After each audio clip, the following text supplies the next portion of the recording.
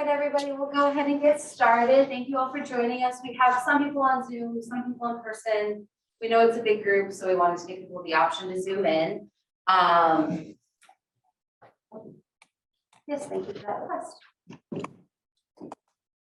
We still got a few people trickling in, so really quickly, just introduce myself. Hopefully you all know me, but with the new school year and masks and Candace taking on a lot of the student-facing, student org responsibilities, wanted to introduce myself. So I am Lonnie Bernetti. I'm the Senior Director of Academic Services here at the law school. So our office handles everything student-related, from academic advising to student life, student organizations, which is why we are running this presentation. Candace Boyd, who is on my team, is the outward-facing student organizations, like the main point of contact. So if you have issues within your organization around, or questions around elections, bylaws, what you can and can't do as a student organization, starting a new org, things like that, you would have met with Candace or can meet with Candace. And she works directly with me. I also have Bree Barnes on our team. So if you're doing funding, likely you're working with Bree, and then Erin Pelletier, I believe, is joining us on Zoom. And she will also be working with all of you this semester a little bit. One of our goals for the year is kind of envisioning what this law school looks like moving forward.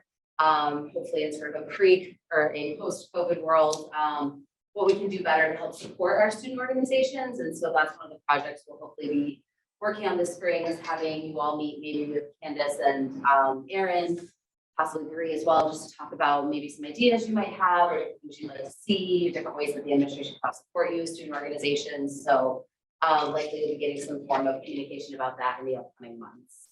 So with that, we'll go ahead and get started and go through, this is our spring council of leaders meeting. So there has been some changes, actually as of yesterday, to event guidelines. So I'm actually really glad we had this meeting in place. It went from being a really short, straightforward meeting to being a little bit more complicated, a little bit longer. We also, now that we've gone through a semester of kind of having everyone back, more funding requests, want to make sure everybody understands the process, because I know there was a few hiccups in the fall semester. So there is a lot of information, but we'll try to get through quickly, be mindful of everyone's time.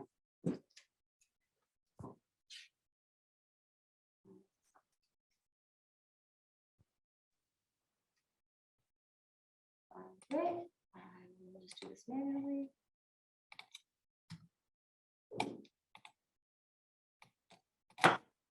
There we go. Okay, so this is just a list of our contacts, and we'll be sharing this recording and the PowerPoint, so you don't need to write all these down, but just want to make sure you have the contacts. Again, kind of ran through all this already on the administrative side. On the SBA side, joining us today in person, we have Janessa Doyle. So hopefully you all know her. She is the VP of Finance.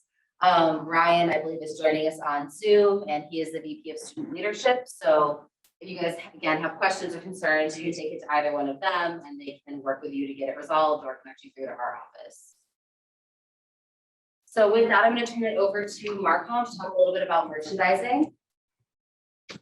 Hi there, I'm Julie Cheney. I'm the Director of Communications for ASU Law, and I'm part of the marketing communications team. So everything you guys see news story wise on the web, student portal, JD Weekly, signage for the building, that's us. So merchandising wise, here are kind of the rules of the road when you're going to develop merchandising for your organization. So we just ask that you please, take a close look at these links. It's pretty straightforward. Obviously there's branding guidelines within the university and the college, so we ask that they follow those. But if all else fails, we have what we call the Marcom portal.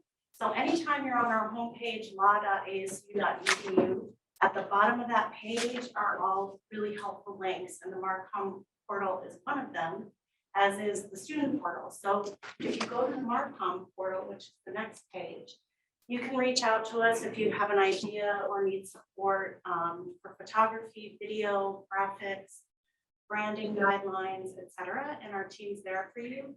I'm going to call out my colleagues. Nina is manager on our team. Lauren is actually our graphic artist, so she can help with that. And then Mary is on our team as well. So we're here to support you in any way you need. And we just ask that you go through the portal. It's really intuitive, straightforward. If you want to make a request, it literally says make a request. And then it has what the need is, a story idea, you need a photo or video, you have a logo, etc. And there's also the branding guidelines there. So it's really straightforward. We call it kind of our one-stop shop for everything we do to help you. So that's all I had. Any questions? So do you, oh, yeah. go on. Does Stoles fall under like merchandising or is that a separate thing? Does what? Graduation stoles? Oh, no, that is. That's actually a really good question, and we'll get Yes. to that at the end. Yeah, but yes, good distinction. So essentially, anything you're buying for your, wanting to like create or make for your student organization, other than graduation stoles, would be Marcom. So if you guys wanted to design T-shirts or mugs, and you just want to make sure the logo that you're using is in line with our brand guidelines, encourage you to check with them. And I believe on the portal, you guys also have the, do you have the license vendor link on your? Yes. Yeah. And then also, we ask that the student orgs create your own imagery, graphics, etc. You just run it by us, and we can tell you if we have any concerns or suggestions to improve it.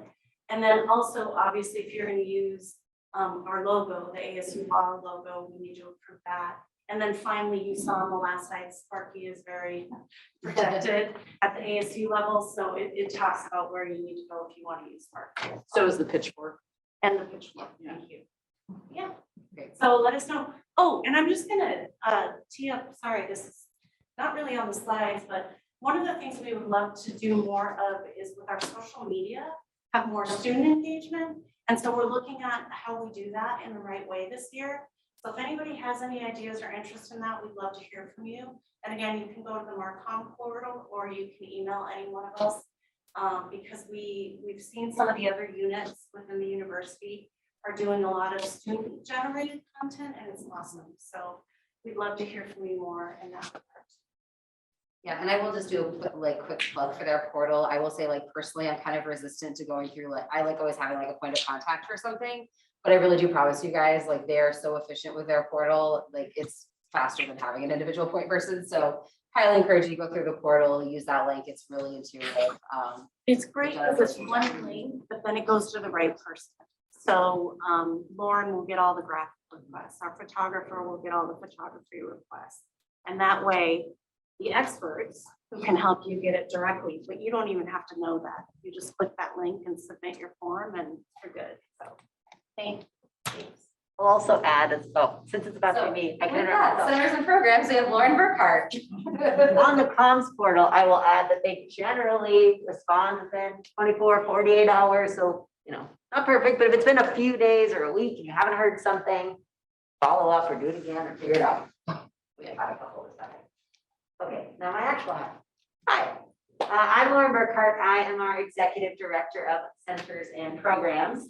I'm also an alum of the law school and have been around a long time, working with a lot of the different programs. So I'm happy to help if I can be a resource to any of you.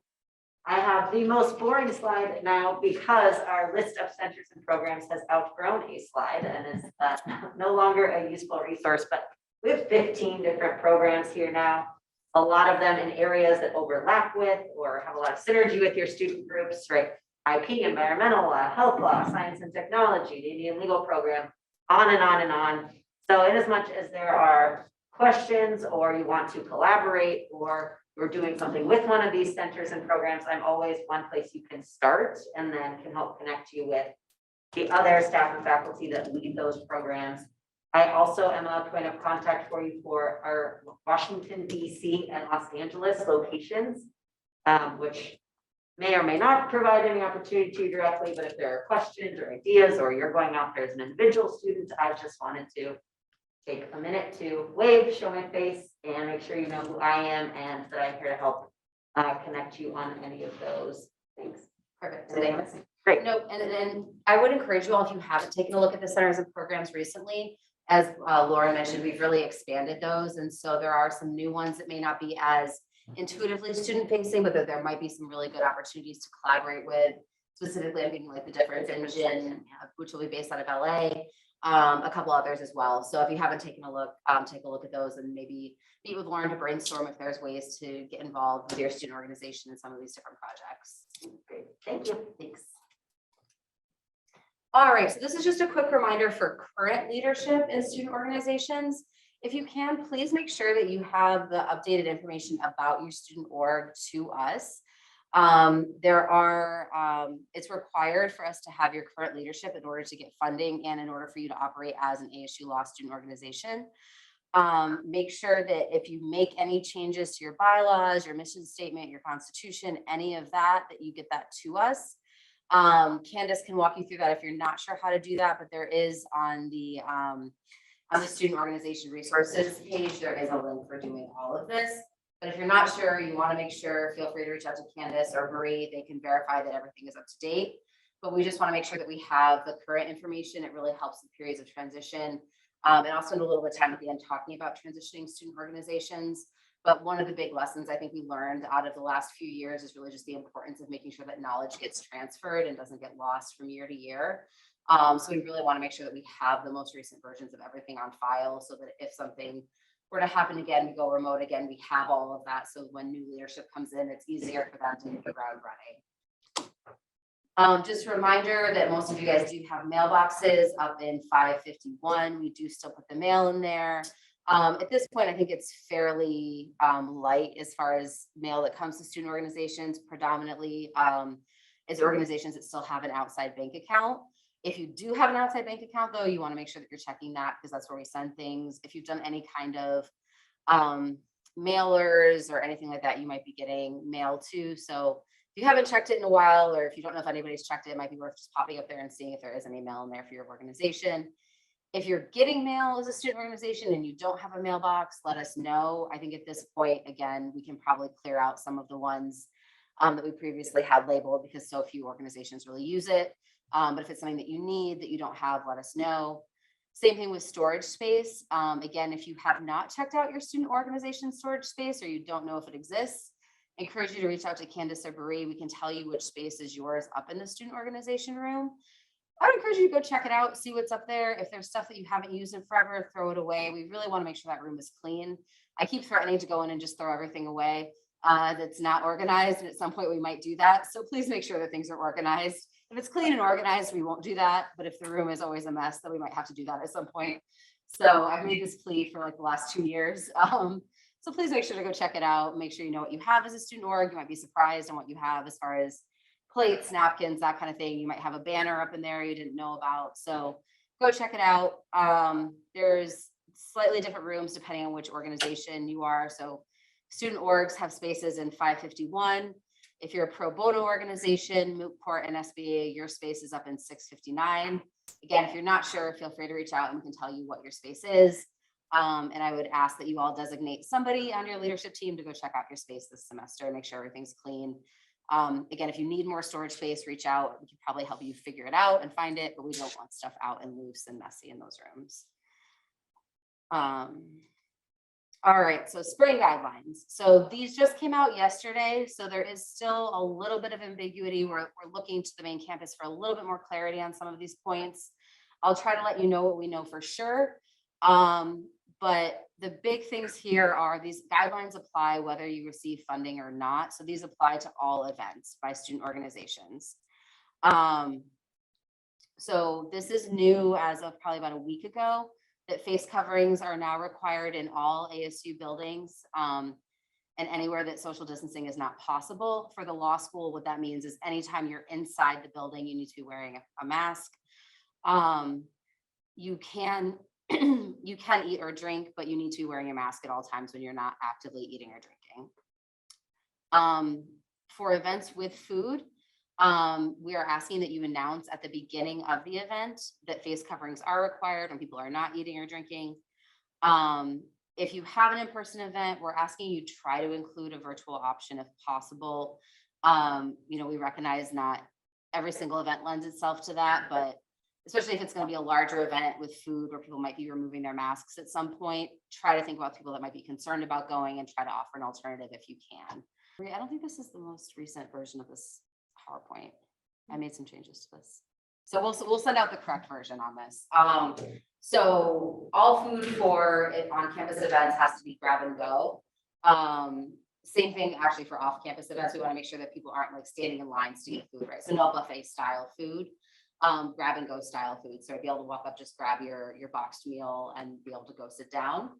And then food, also, if you're serving food at an event, whether it's indoors or outdoors, you need to make sure that you're able to socially distance.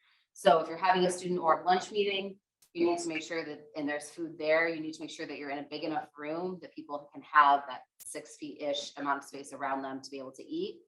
So that's something you're going to need to take into consideration when you're booking rooms for your events.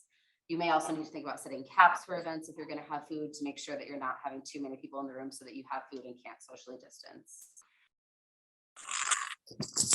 I have a question actually, Lonnie. Yeah,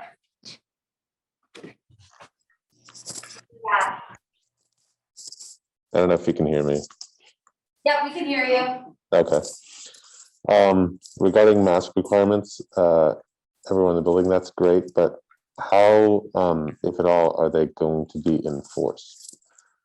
So we've actually seen really good levels of compliance with any mandate, like anything that's been mandated by the law school. So, I mean, as of right now, what we've seen is that there's some people that still haven't heard about the new requirements, but for the most part, when you let somebody know, they're happy to put a mask on. We are still kind of following the same policy we had last year where we're trying to avoid confrontation, but what we've been doing is just, you know, reminding people of the policy, asking them if they need a mask, reminding them that there's extra masks down on the first floor.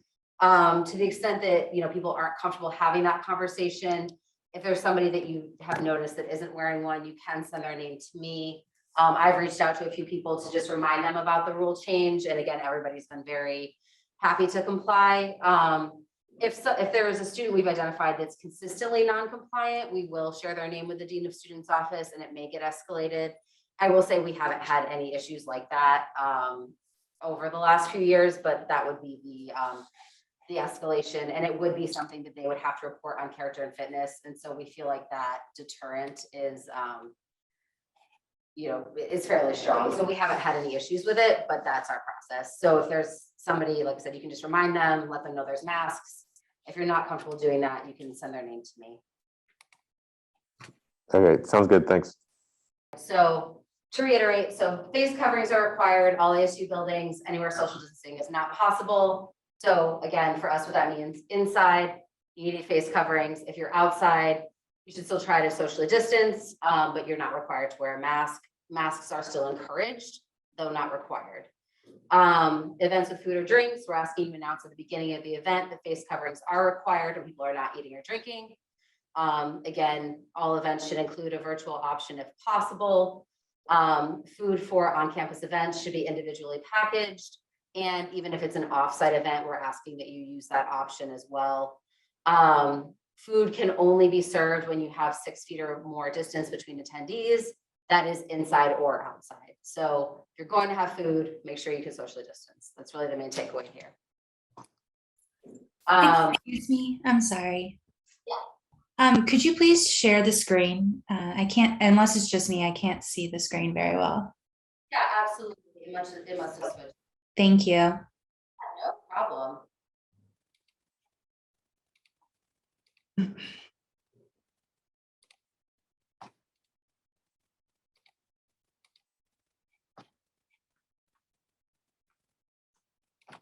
There we go. Are you able to see it now?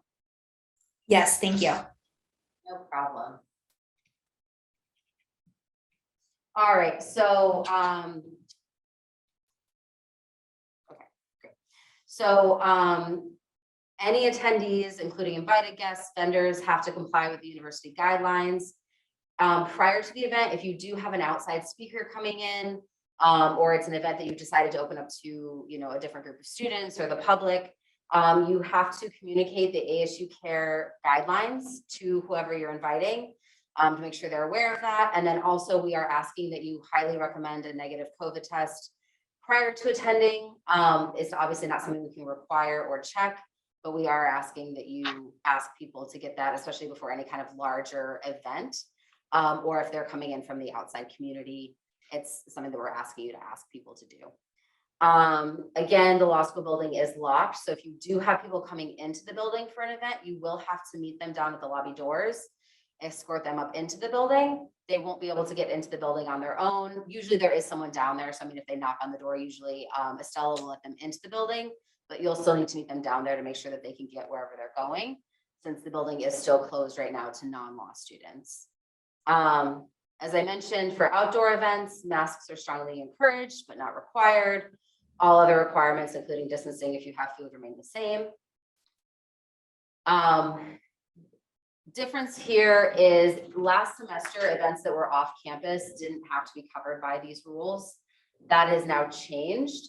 And there is now this ASU special event form.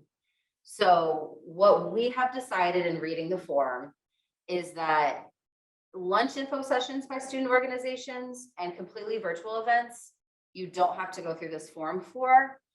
Everything else, if it's a networking event, if it's an evening event, if it's off-site, if you're including, if you're inviting members of the public, if you're inviting multiple attendees, then you should be going through this form. We don't anticipate that people will be getting denied, although this is not something we have any control over. It is an ASU form, it's an ASU policy. The biggest thing here though, is you're supposed to be giving 30 days notice. If you have an event that's coming up in less than 30 days that you think falls under this, still encourage you to submit it and let us know. But this is the new rules. They just came out yesterday. So I apologize for any inconvenience this might cause people. The other thing is, keep in mind, things can always change. So be careful about making big commitments about events. Because policies can change at any time. If you're planning a large event, my best advice, please reach out to Candace as soon as possible so we can kind of help you think through contingencies and maybe timeframes and what you should be doing. Any questions here? Okay. So here's a link to the guidelines. As we mentioned, they just changed yesterday. They could change again. They didn't give us any time frame for how long these new guidelines were in place. The one thing that we are still waiting confirmation on is that they apply to offsite events.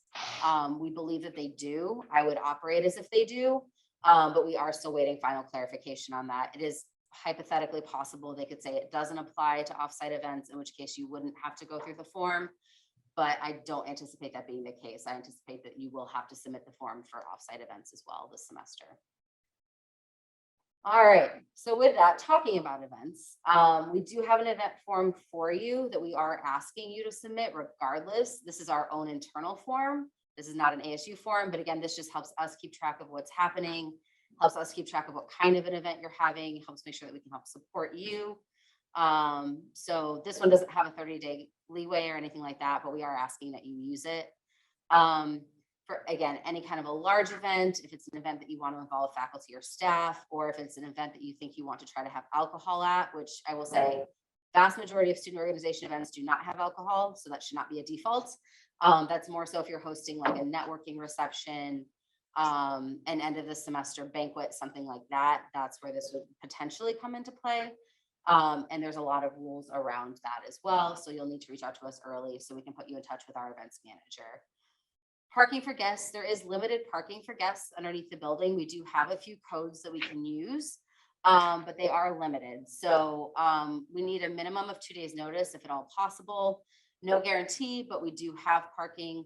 Our biggest periods of time where there's a demand for parking is in the slide, 9:30 to 2:30, Tuesdays and Thursdays. I know that's rough because that's when a lot of student lunch meetings are. But just know if you're planning an event during that time where you have an outside speaker coming in and they need parking, reach out as early as possible so we can try to help you secure parking during those times.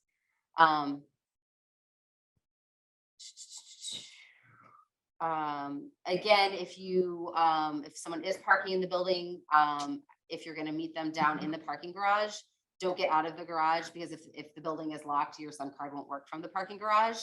So I would just like hold the elevator door for them, wait for them in the elevator, or you can meet them up in the lobby on the first floor. Room reservations, hopefully everybody knows how to reserve rooms. Here's the link to reserve a room. Again, though, keeping in mind moving forward, making sure the room is big enough for whatever event you're having. If you're having food, if you have questions about reserving rooms, feel free to reach out to Candace. We can walk you through that process if you haven't done that yet. One thing with rooms is keep in mind your ability to reserve rooms as a student organization is just for purposes of the student organization. So you do have a different level of access than most students do. please don't abuse it. We had an issue a few years ago where some of the student orgs were using their ability to book rooms to like host study groups for their friends. That's not something we can have happen. We try to monitor really carefully use of the building to make sure it's equitable and everybody has access.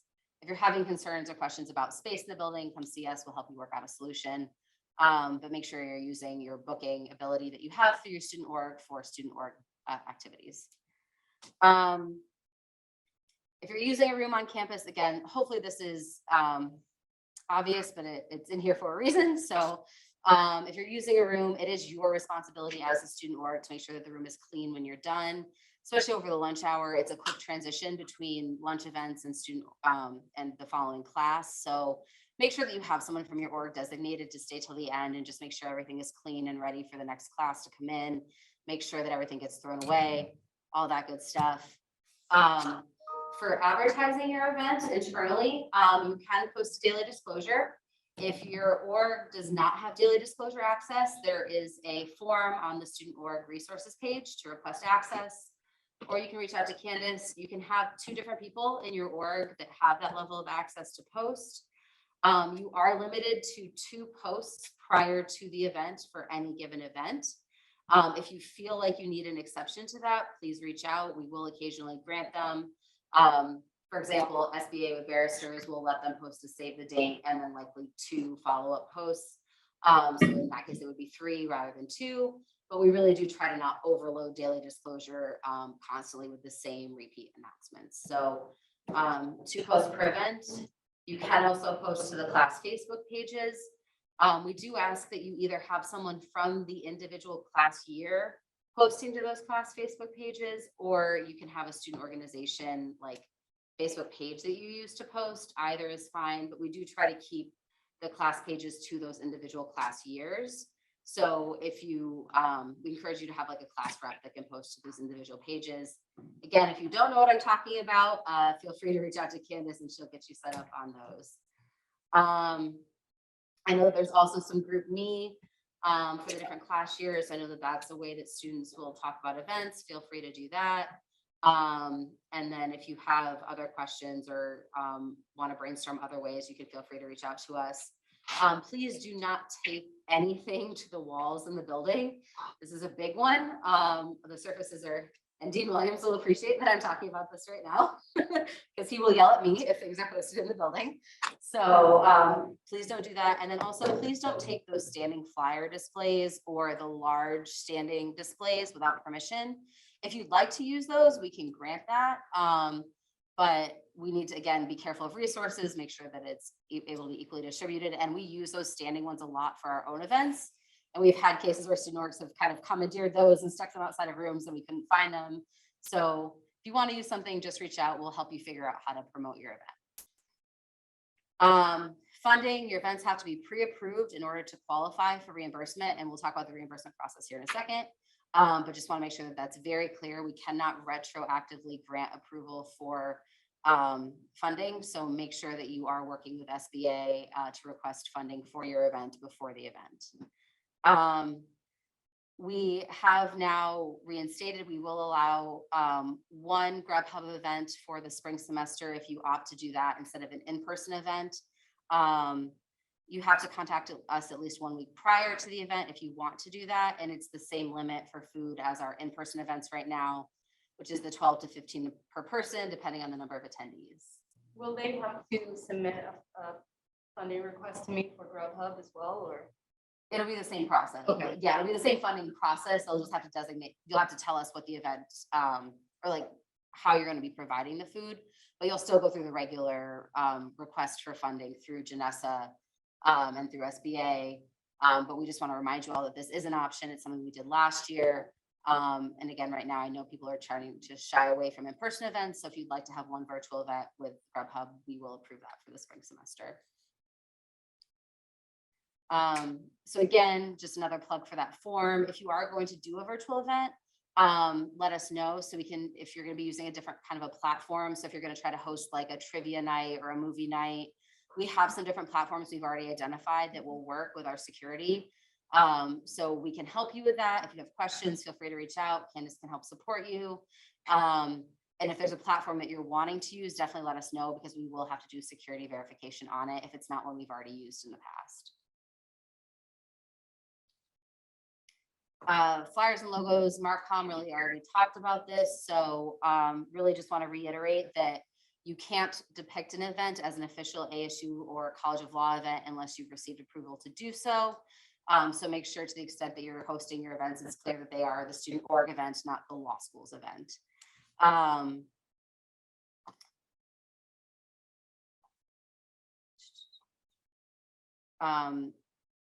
Other big thing, just make sure, and again, this hasn't really been an issue for the most part, but just make sure to the extent that you're promoting events, that they don't promote excessive drinking, irresponsible, illegal behavior. We really want to make sure that our events are inclusive. I think that's the main takeaway here. So really make sure when you're thinking about planning an event that you're being as inclusive as you can to all members of your organization. So and part of that is how you're marketing the event, and it may not be something we all think about. But to the extent if you're going to brand it as a mixer or a happy hour, right? They have different connotations to different groups of people. I would encourage you to brand it as a mixer, a networking event, not necessarily a happy hour. Definitely not as a rager, right? Makes sense? We're good? Okay. Off-campus event insurance. Again, this isn't something that comes up very often, but if you are having an offsite event, at least think about whether or not you might want offsite insurance. This is really more so if you're hosting like a dodgeball tournament or a kickball tournament, doing something where there's any kind of physical activity where somebody might be taking on additional risk. If you're just hosting a mixer at a restaurant, I don't think you probably need offsite insurance, but just know that ASU's insurance does not apply to offsite events. All right, I just talked a whole lot, so I'm going to turn over to Janessa for funding, and then you'll be up next if you want to. Hi, everyone. My name is Janessa Doyle. I am the Vice President of Finance. Many of you may have emailed me to submit your funding requests. I am the person you will send your request to if you would like funding support from SBA. And so these are the requirements here on the slide, all of which Lonnie just went over. In order to submit a request from you, you'll have to complete the funding request form. So you can access that by going to the current students portal and it'll have a link there.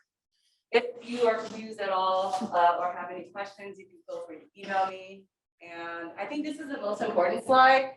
Once you submit your funding request, you need to submit the request to me the Friday before the SBA meeting. So those are the dates for the SBA meetings. If I were you, I would take this information down. Because if you are requesting funding and you submit me your request, but no one from your organization comes to the SBA meeting, then your request cannot be approved. So at least one member of your organization needs to be at the SBA meeting in order to be a representative. And yeah, so there's my email.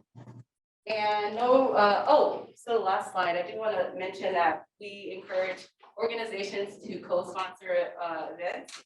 So if you can partner up with another organization to host an event, that's highly encouraged, and you only need to submit one funding request. And also to reiterate on here, so for the spring semester, each org is eligible for 2 funded events in the spring. One of those 2, though, can be virtual through Grubhub. Yes. Great. I think that's all. Any questions on that before we move on? So submit the funding request the Friday before and make sure someone from your org is at the meeting. It has happened in the past where someone didn't show up and they cannot approve that funding request. All right, so with that, we're going to turn it over to Ramona from our business office. There were a few hiccups in the fall semester early on, so we just want to make sure that everybody understands the rules for what you need to do to get reimbursed depending on what kind of payment you're using. Thank you. Again, I'm Ramona Gagnon. I'm upstairs on the 5th floor in the business office.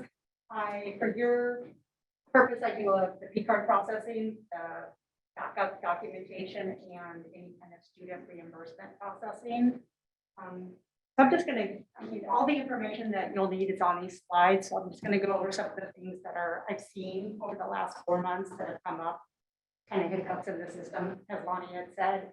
First of all, we do encourage you to use a P-card for any of your events to pay for it.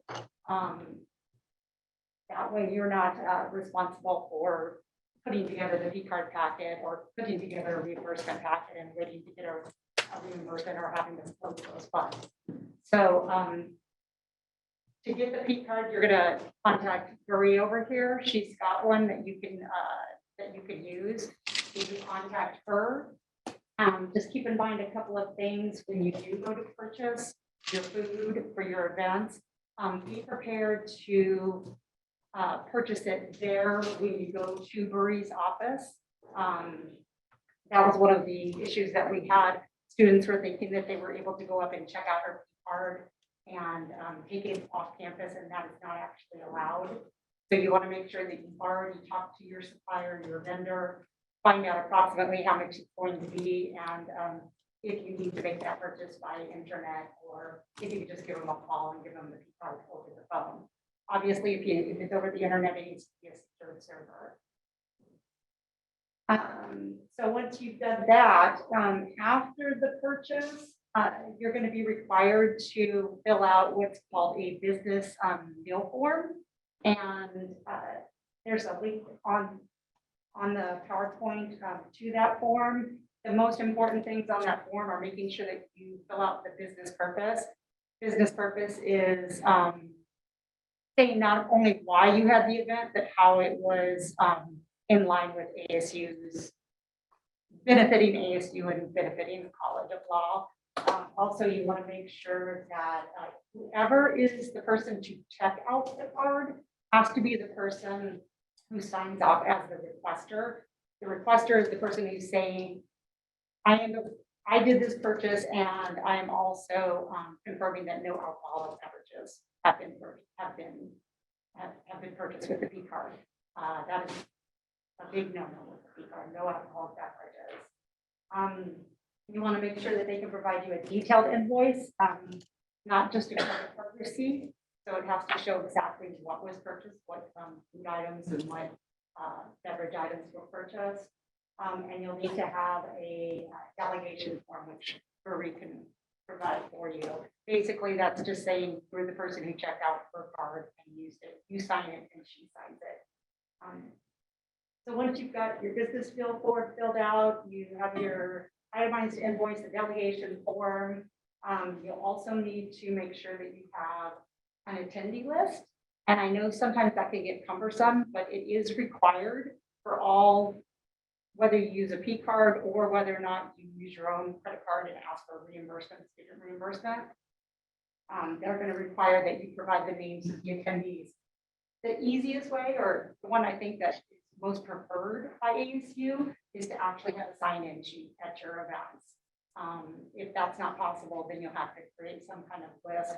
If it's virtual, obviously it'll probably just be, if you could just attach an email of everybody showing that they attended or they didn't attend. And so this is something, especially if you're having an event that's a hybrid event, you'll need to keep track of both the in-person and the virtual attendees. So I encourage you to designate somebody from your team that's going to be at that event to be in charge of that, to make sure that you're able to capture both. Where this really matters is it will affect your ability to get future funding, because you have to be able to essentially show that your event had enough people to justify the amount of money we approved for the event. So, I mean, if it's a one-off thing, it's not the end of the world as far as future funding. You do still need the attendee list, but if you're off on your calculations once, but if you're consistently saying that you need food for 50 people, or, you know, a space that can host 50 people, and you only have 20 people coming to your events, or you can only show that 20 people came, even though you know more than 50 came, that does potentially impact your ability to continue to get funding. So that's the other reason why this is important beyond just housekeeping internally. And your event flyer. So it could either be the flyer itself attached to the packet, or if it was in just an email invite, that's fine as well.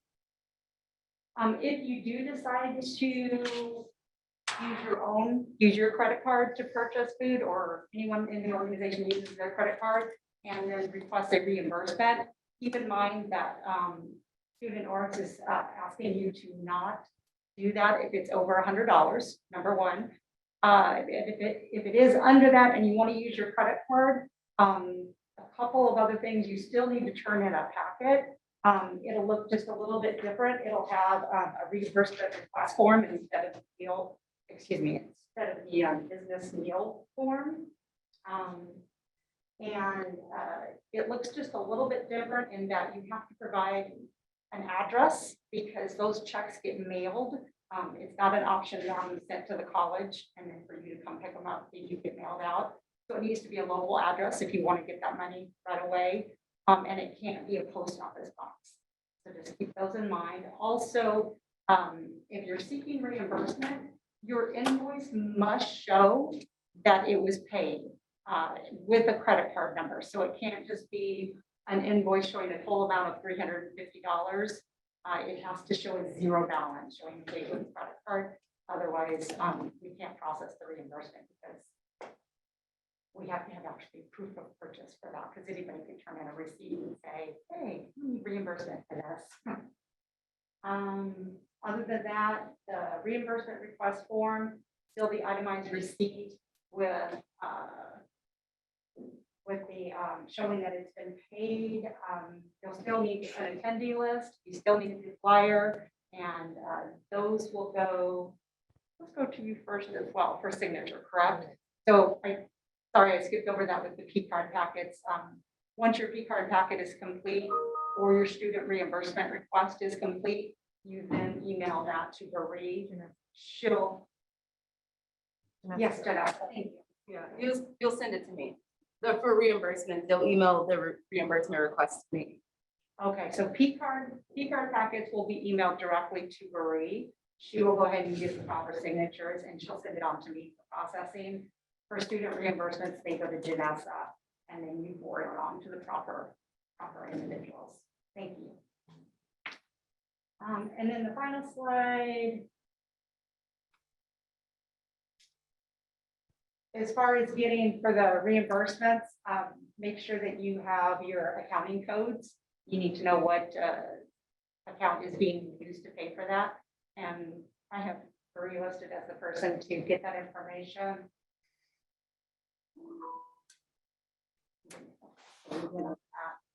And I just included a picture of a receipt so that you know exactly that it shows paid and has your credit card number. Thank you. Were there any questions?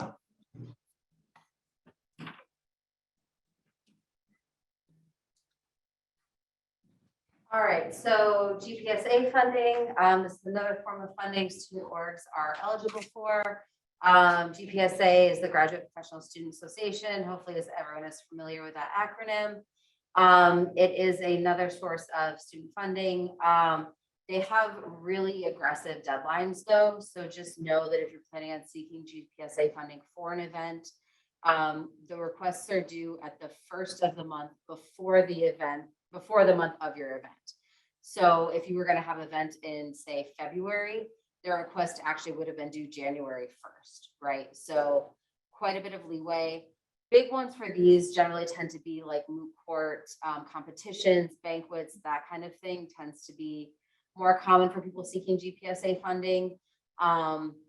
But just know here, there is no leeway on this. Like if you don't meet their deadlines, it won't be considered. If you get approved for funding and you don't meet their reimbursement deadlines for when you have to turn forms in and things like that, they will not reimburse you. And that is not something we have any control over.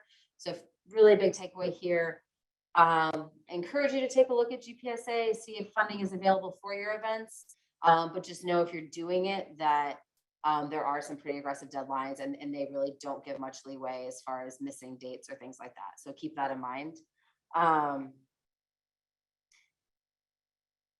And then, there's a note here that if you're approved for funding, it doesn't get postponed for future dates. So you would have to reapply for funding. If you get funding for an event that gets moved, you'd have to reapply for that funding. It doesn't automatically transfer over.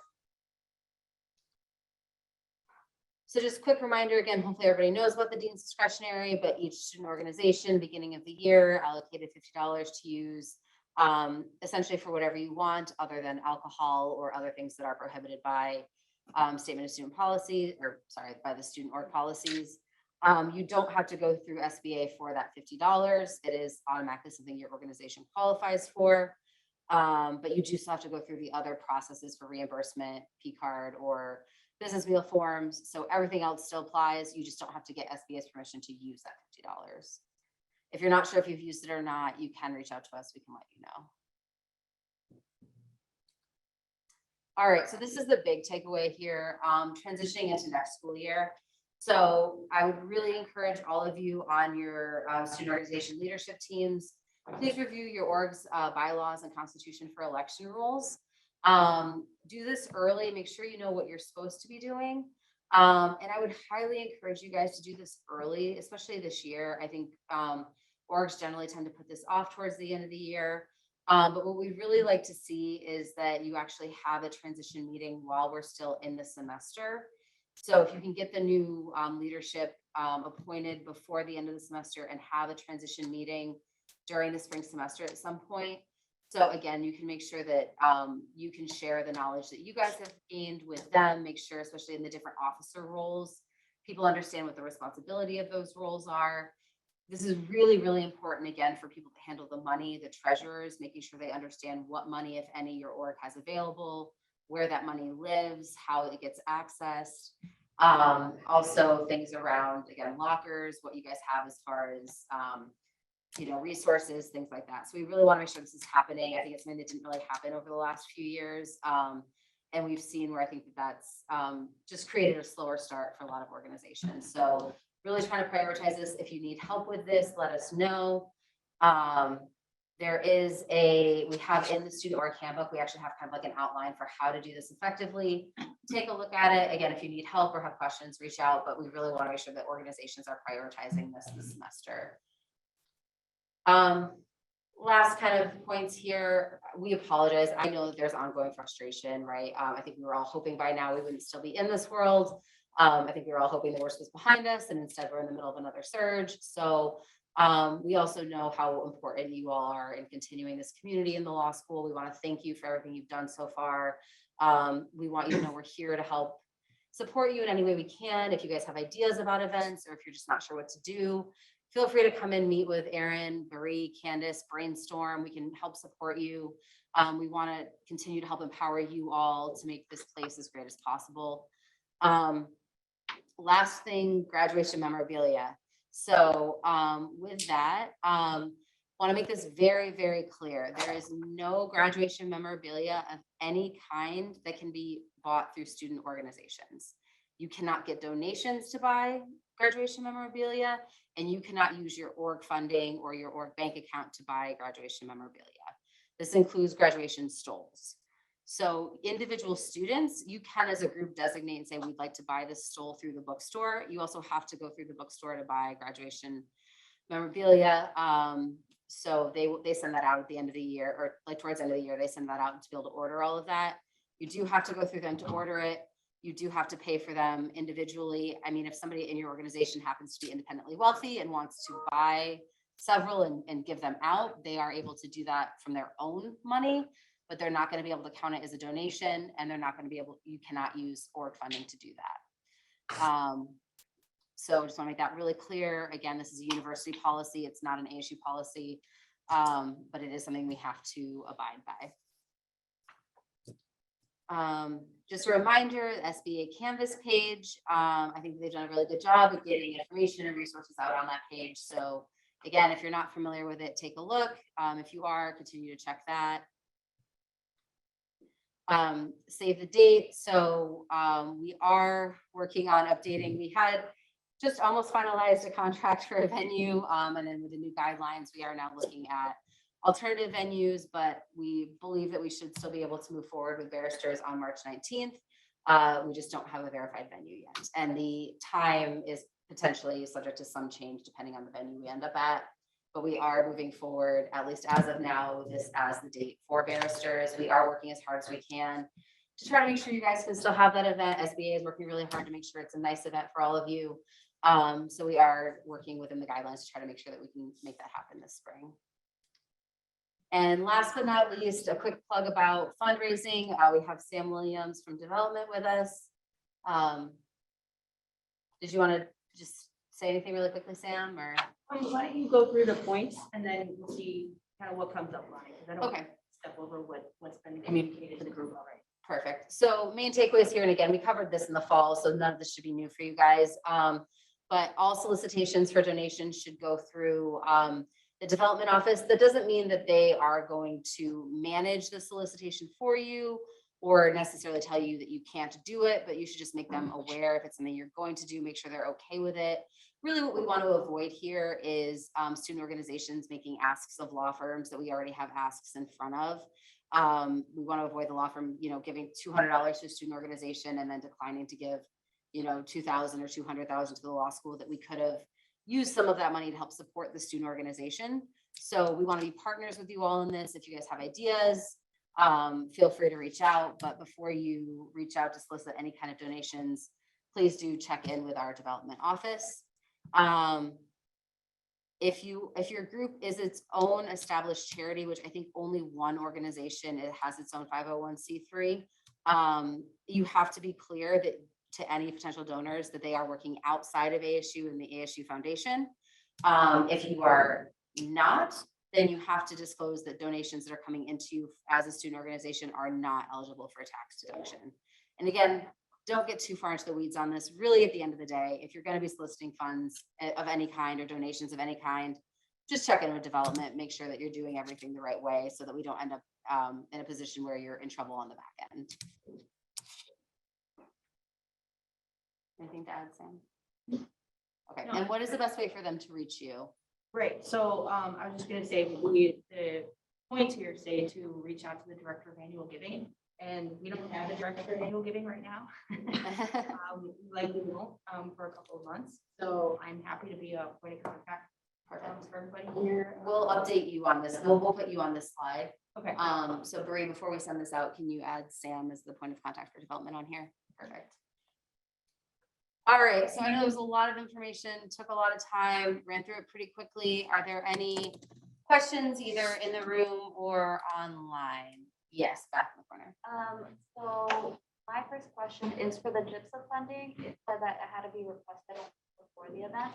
Does that also apply to virtual and in-person events or just virtual?